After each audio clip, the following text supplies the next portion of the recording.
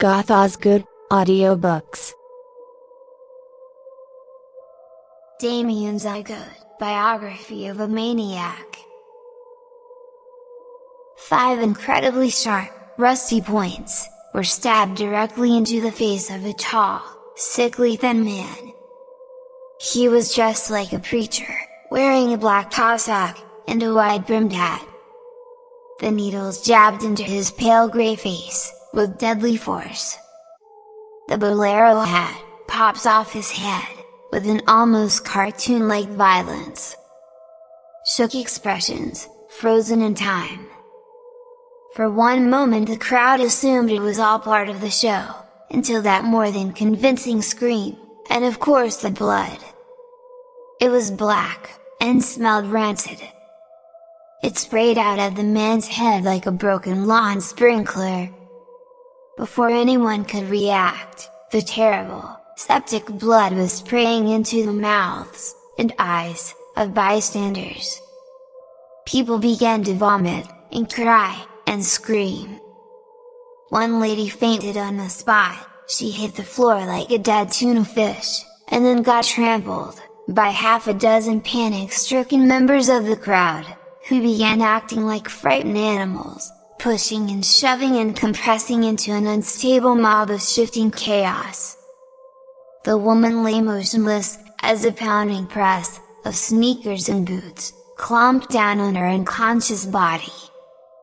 One person even stepped on the woman's neck, while trying to flee. A voice shouted out, "Damien! Damien!" But he was long gone. Deep within the bowels of the Civic Center, beyond the industrial-sized boiler room and janitorial offices, Damien found a door built into the concrete floor. It was a utility access point into the Bangor sewer. He climbed down the metal rungs of the massive pipe. The smell wasn't as bad as he expected, but it was still beyond anything he was prepared for. It was the kind of odor you can taste in the back of your mind when you think of a massive sewer. This was maybe a bit worse, because it also stank of coin-operated car wash soap and the faint overtone of burning plastic. The intimidating tunnel was adorned with street trash, random debris, and long trails of rat shit. A deep, amber glow emanated from the caged lights. A silent voice whispered to Damien's mind, "The rats know the way out." Damien began following the trail of rat droppings down the long tunnel. He walked for 3 city blocks in the same direction, before the tunnel began to change in appearance. Huge bolts crusted with rust. Green sludge oozing from the cracked walls. An enormous metal brace was shearing up a collapsing area in the brickwork. The tunnel went on, and on, and on, for what seemed like far too long, then widened into an intersection. Now, there were 2 tunnels. The stream of grey water, dividing the walkways, was also getting deeper and more rapid. The sound was hypnotic. It resonated through the sewer system, like a life force, giving off dark vibrations in every direction. About 60 feet above Damien's head, a murder of crows was having a squabble with an unkindness of ravens. Up in the elm trees, behind the street, where years ago, a bunch of little kids went missing. Some believe they ran away from abusive, broken homes.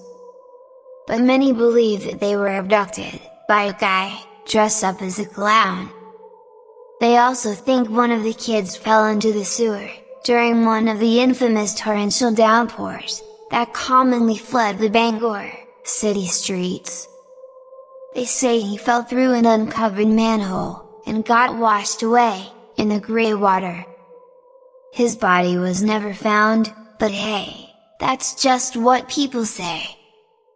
The opening up ahead looked like a giant, metal, mouth, and the stream, of foamy water pouring into it, was now a small river.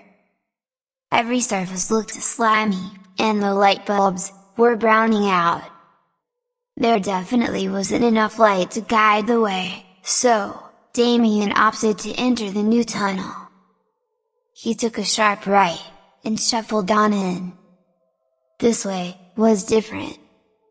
One long tunnel, with many circular openings on the sides, 2 of them, every 5 yards.